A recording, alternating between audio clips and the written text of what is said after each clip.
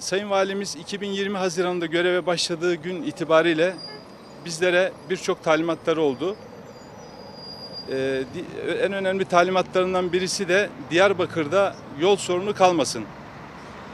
Büyükşehir Belediyesi olarak 1200 kilometre kırsalda olmak üzere şehir merkezindeki ana arterlerin yenilenmesiyle birlikte caddelerin yenilenmesi ve kırsaldaki yolların asfaltlanması konusunda ciddi ve önemli çalışmalarımız var. 2021 yılında yaklaşık olarak 500 milyonluk bir yol çalışması yapıyoruz.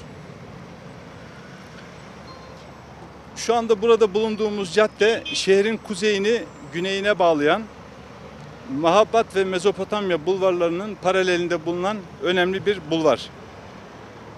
Ayrıca bu bulvar Urfa Karayolu 500 Evler mevkiinden başlayıp Elazığ yolundaki Gazi Yaşargil Hastanesi'ne kadar uzanan 9,2 kilometre uzunluğunda olan bir bulvar.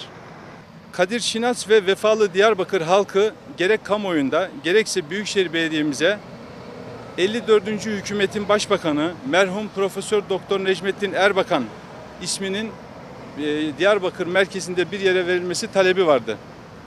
Sayın Valimiz de bu haklı talebi değerlendirmek üzere çalışalım diye bize talimat verdi.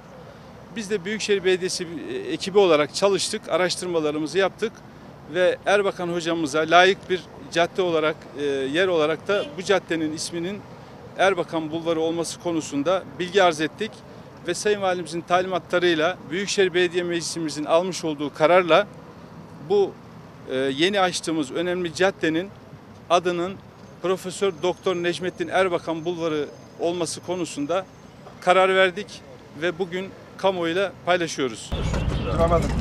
Önce tarafına sonra. Bir taraf geçti. Tamam mı?